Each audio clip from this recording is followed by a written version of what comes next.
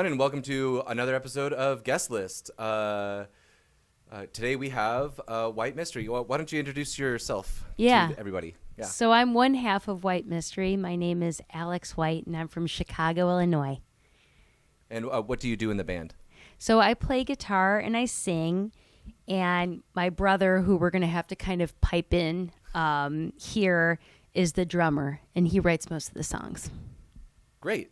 So for anybody who hasn't heard Whitemystery, what do you guys sound like?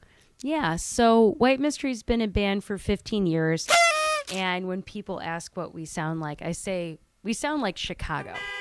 We're like a garage punk, loud, metallic clanging, abrasive rock band. Got you. I want to ask you a really important question about your music. Okay. And just you as a person. If you were stranded on a desert island and you were stuck with one of these three things, which one would you pick? Sex, drugs, or rock and roll? Which one would you have unlimited of on this desert island that you're stuck in? Ooh. Honestly, like my first impulse answer to that question is rock and roll. Because I quit doing drugs. And I guess it depends on how long you want to survive on the island. Drugs would be a quick way to make it a short trip. Sex is great, but it gets a little tiresome, right? Like you can only kind of do it twice a day max, at least me. Like twice a day I kind of max out. Rock and roll, you can do from the moment you wake up until you go to sleep. And technically, when you're sleeping also, you could play records. Do you mean like playing records or like playing music or just rock and roll as a category? Yes, that's correct. Yeah, so rock and roll. You got the question correct. Oh, that's the correct one. I thought this was kind of like subjective. I didn't realize that there is correct answers. Yes. Oh, shit. All right. Fuck Your Mouth Shut is the name of one of your albums. Yes. And I couldn't help but notice the similarity between Korn's song Adidas, which is All Day I Dream About Sex. Yes. Is there any other inspiration that you've drawn from nu metal? Yeah, well, gosh, I wish Francis was here because he's a big nu metal head. Okay. And a juggalo also. Whoop, whoop. Yeah. So Fran would be able to address that. I was going to say, we were going to call your brother. Fran? Hey, dude. I'm going to hand you over to Patrick.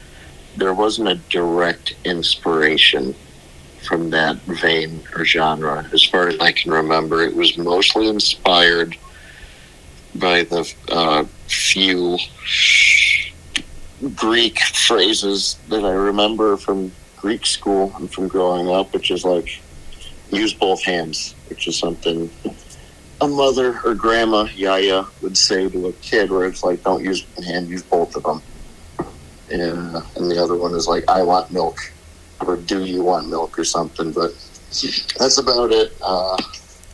Was just trying to make a weird song that we could write in Greek that would freak people out, because no one can tell us what we can or can't do but ourselves. And that album actually did not sell that well. For me, I was a punk when nu metal was happening.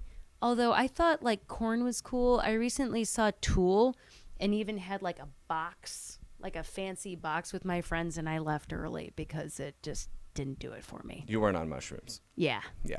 I was just drinking like $24 beers. But that's one way to become enlightened. Yeah, right. But Fuck Your Mouth Shut was a ridiculously named record that was inspired by something that our Greek grandmother said when she was frustrated. One time she told us to fuck our mouths shut. She said, fuck your mouth shut. And it really stuck. And it goes to show like how independent our band is, because if you were on a label, they would never fucking let you call your album that. It did not sell well. Yeah. The other ones did, but that one sold very poorly. I imagine the Spotify algorithms also don't treat it very well. Or do they? See, that's the thing that, like, with that album, it was a little ahead of its time with the swears and the curse words. And it's listed as FYMS on some things. Like, I think on Spotify, it's FYMS. Right. That's how I found it. Okay, yeah, there you go. And then on the album itself, It's called Fuck Your Mouth Shut, written out. No asterisks. There's a parental advisory sticker on it. But Were you ever punk unless you have one of those, you know? we a badge felt of pretty honor. cool about that. Yeah. Milestone unlocked. Great. Speaking of albums, can you explain the gap between years between albums? Well, we put an album out every year. Okay, from what year to which year? From 2010 to 2019. We put an album out on April 20th of every year, which at a point we were wondering if that was like a Guinness Book of World Records thing, like being able to put out a full-length record every single year on the same day. Mm-hmm. And the first one was our self-titled album in 2010. 2011 was Blood and Venom, which is still our best-selling record. 2013 was Telepathic. 2014 was Double Dragon, which was a double record. Right. 2015 we put out a movie that like a fictional movie called That Was Awesome, and we made the soundtrack to it. It's an hour plus long. So, something like Outkast. The band? Yeah. Outkast did. They did a movie? Yeah, they did a movie, and that was kind of their last album, was the soundtrack to Oh, said okay. movie. Yeah. Well, this one was more so based on Head by the Monkees, Gotcha. which was, it's more of a psychedelic, actually, album. You could pipe it into your magical talk show. I will. There's boobies and horror, and it's a fictional thing. It's not a band documentary. It's Right. a fictional movie. So that was awesome. And then, golly, 2015 or 16. People Power was one that we did in there. Hellion Blender. Oh, my favorite album that we put out was Out of Control. That was in 2016. That's when we toured Japan. Oh, great. On that one. And then Fuck Your Mouth Shut was in 2017, and the list goes on and on. We put an album out every year. So there's no gaps. There's no gaps, and sometimes we would actually record a full-length album on tour. Like where we'd be like, well, gosh, we played 1,200 shows. Played 1,200 fucking shows. It's like, it's a miracle we're alive. Right. After the shit that we've seen. But sometimes we would make a pit stop and we'd record the whole album like in San Francisco or whatever. And we'd be like, okay. And then we put it out ourselves. It was very aggressive and honestly pretty expensive too. Gotcha. Yeah. Yeah. But somehow you made that your living for that period of time, it sounds like. The whole concept was like, let's play as many shows as we can. Even if we only make $50 or $100, save it all. We toured in a Pontiac Vibe that entire time. Wow. It was super cramped. But we sipped gas. We ate once a day. We didn't buy anything. We saved all our money, and we would put our album out every year. And then we'd be able to sell it on tour. And instead of just getting a cut of the album, like 20% from You a are record your own label, boss, yeah. we had 1,000 to sell for $20. And we gave a lot of them away for sure. But then we're like, okay, we have enough for the next one. And we did that for years and years. Amazing. Yeah, it was great. Living the new American dream. Kind of. Yeah. Speaking of traveling a lot, did you have a favorite truck stop? Yes. The first one that comes to mind, I have a bunch. Because when you tour that much, you're like, I'm literally shitting in the same stall in Billings, Montana that I did last year. And it brings a weird sense of joy, right? Yeah. But my favorite one that comes to mind is 34B, 90-94, because Chicago's the crossroads where 90 and 94 meet. So exit 34B in Michigan City, Indiana at Family Express. They have a turquoise sign. I loved going there because back when I smoked Parliament Light 100s, they were really cheap there in Indiana. And it was the first stop after Gary, Indiana, which smells like sulfur. You know, there's the big factories with flames shooting out of the pipes there. The kind of a place where you can light the water on fire. Totally. Right. You know, three-eyed fish like Blinky from The Simpsons. And it was the first bathroom where you could take a piss after leaving Chicago, basically, on your way to Detroit. Yeah. Yeah. Awesome. Well, I'll be sure to visit that the next time I'm on the road that far. Tell him east. Alex sent you. I will. I'll be thinking of you while You take a shit I relieve myself. and carve your name into the stall. Why should someone move to Chicago? Should they go there to start a band? Is it a good place to do that? You mean like from Seattle or from anywhere? Literally anywhere. I think that the biggest reason to move to Chicago is that it's affordable. It's probably one of the last affordable places, big cities, to live. So, I mean, Seattle's like sticker shock for me. Like, it's unbelievable. You can still buy a house in Chicago for like $120,000. Kill me. And what's cool is that after the Chicago fire in 1871, they had to rebuild the whole city. So they did it very intentionally, and every plot that every house is on is the same size. So whether you're rich or poor, your house is about the same size unless you bought 2 plots. And I feel like Chicago's very accessible. It's not like New York where you have to have a lot of money, or even Seattle. Like, where the fuck can you live for cheap? And it's not flat here. Right. I love the flatness, I have to say. It's Everyone here has either ridiculously big quads or very bad knees and ankles. yeah. And that's the thing, is like Chicago, everyone stops there. Right. You know, if you're from New York or Seattle, you probably made it to Chicago and turned back. So there's good music. And you can play with touring bands that are coming through. Cool. Well, I'm convinced. I know, come on. All right. I'll call my real estate agent and be like, you know what? So you recently had a band birthday. Can you tell me about that? Yeah. So Whitemystery turned 15 this year for 2023.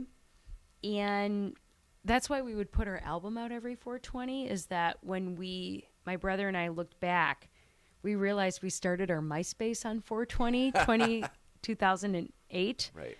Because being from the MySpace generation, it said, this was started on April 20th. We're like, oh shit, our band anniversary is 420. Hell yeah. Let's start putting our albums out on that day. So this year we had our 15th anniversary, which is a pretty big milestone. It is for any band. To like still be a band. We never had a lapse. We still like each other a lot. Amazing. And we had Fred Armisen from SNL play with us. And then we had a great band called the Roof Dogs from Chicago, and this other band called Neptune's Core. Okay. Where they have red hair, and their You've got a matching a theme opener. Going here. Got it. And their parents used to take them to our shows when they were like 2 and 4 years old. Like when you play an outdoor show. Right. And there's a picture of me holding one where she's a tiny infant, and holding the hand of the other one who was just recently mobile. Mm-hmm. And they opened for us. They're in high school now, so it's cool. Killer. Yeah. What it would be like to be that band that got to open for you. And they're great. They have like a lot of buzz. Like they're doing shit. Neptune's Core. Can you tell me about the time you bought your first guitar? Oh, well, so I got my first guitar as a Dan Electro. Mm-hmm. I actually recently sold it to a guy for like $200. I was like, take this shit. It was inexpensive. They started reissuing the Dan Electros. And I was in a band. I was like 13, and it was not professional enough. Like, the issue with anyone who out there has used a Dan Electro is that the input jack spins out, and it has to be resoldered frequently. Oh. So I saved. What you pay for, though? Totally. Yeah. It's a cheap instrument, but it got me started. But the defining moment of my career and maybe my life is, I saved all my babysitting money. I had summer jobs. I worked for Gallery 37 in Chicago, which is like an arts program to keep the kids off the street. And I saved all my money, and I bought a Rickenbacker when I was 15. And I bought it brand new in the year 2000, and I've had it ever since. And the reason why I got that is because it has a very slim neck, and I have little tiny hands. Yes. Yeah, little tiny hands.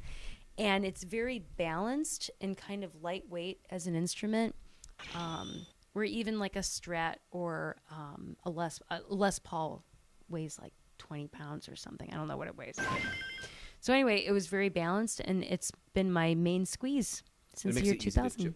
It makes it easy to jump around on stage and stuff like that. Yeah. And it always stays in tune. Like we flew to Japan. I opened my guitar case. I picked up my guitar, and it was perfectly in tune. It's a very well-crafted instrument. Great. Yeah. That's a cool story. Yeah.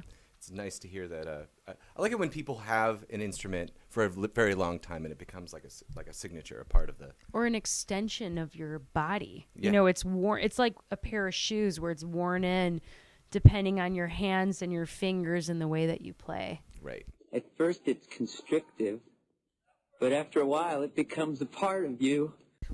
Oh Yeah, well, I wait. guess I'll ask the last question here. Yeah, he can ask you the last one. Well, it's kind of for both of you. So it's a two-part question. Is rock and roll worth it, and is rock and roll hard? So, I guess, worth it is a personal thing. Would it be worth it to you? Was it worth it to me? Could I say it would be worth it for anyone out there? That's a hard thing to say. For me, it was worth it, and I think you're still allowed to have bittersweet feelings and maybe tinges of regret about your career looking back, but all in all, I'll take this all to my deathbed and be happy, for better or worse. And then, is rock and roll hard? It's challenging. It's definitely hard work. You can make it as hard or as easy as you want it for yourself, and the harder you make it, the more gratifying it's going to be. Nice. And it kind of makes me Yes. teary-eyed because it would be like, fuck everything else behind us. Mm-hmm. And we're just barreling forth and doing our own thing. And by the end of it, like, was it hard? By the end of it, we were exhausted. In the Pontiac, were you driving excitement? Francis drove the entire way. And one year, he drove 35 or 40,000 miles in 1 year. 45. 45,000 miles in 1 year. I hope you're getting regular oil changes. We on that were. pace. That was Oh, part. yeah. That was kind of part of my job was the maintenance, and sometimes I was under the car. You remember, Fran, where I had like the zip ties? Yeah. I was, zip tying shit together underneath the car, but it was hard, but it was worth it. Sounds like a That memory breeze. you have of the open road and the excitement of it. For me, there's several stages of that road, and yes, I very much remember how exciting it was to be at the beginning of the tour and leave everything Chicago behind. Yeah. Just go forward knowing that we have like really exciting shows to look forward to and parties and friends. And then somewhere around the halfway point, the road would just stretch on, and you have all your work cut out for you, and you know where you're going to be and when you're going to be there. And you start realizing how many miles there is to go, and it starts feeling like you're eating the concrete, the asphalt. Yeah. It feels like you're like almost consuming it as you're driving by. And then by the end of the tour, just counting the miles to get back to Chicago because we're so excited to get home. And it was such an exhilarating and fun scene and time in Chicago when we were really active. There would always be something really funny or fun going on. There was this one time we wanted to get home so badly because there was a show we knew at our really fun friends DIY venue that they lived at called Wally World in Chicago. I've heard of Wally World. They had incredible touring acts coming through constantly. We'd be there Monday through Sunday, 7 days in a row, and then Monday would roll around. And it's like, man, we've been at a really good show at this shit house. Yeah. For 7 Fire days straight. hazard. And Fire now trap. we're going to go for our 8th show. It was so much fun, but we wanted to get back to Chicago. We were in Nebraska. Last day of tour, we knew there was a good show going on. It was like a 12-plus hour drive. We were just yearning to be home and be with our friends and see a good show. And our friends post this photo to Facebook where it's Bill Murray, and they say, Bill Murray's at Wally World. And it's a photo of Bill Murray like at a house party, and there's half of a guy in the frame that looks exactly like it could be our buddy Murph, like half of Murph. And we're losing our shit, like, oh my God, we're like 8 hours away, and Bill Murray showed up to fucking Wally World. We You wanna get blew there so it. bad. Yeah. Like my stomach was in knots. I vividly remember like cramping, physical cramping of not being there. And then we find out it's a prank, and It was it's a just some prank. stock photo of Bill Murray at another party. Thank goodness. Yeah, we did miss it, but we still made it to that party and had a good time. Yeah. Sounds like he got punked for a second. Back when we, and it wasn't the craziest thing because we had played South by Southwest and Bill Murray was introducing bands and making out with chicks in parking lots on that tour. So it wasn't unlikely. Yeah. Right. I've heard he's an absolute animal. I love you, Fran. Love you guys. Have fun. Thanks Bye. for joining us. And with that, I just want to say thank you so much for being on the show, and we'll catch you next time. Waka waka.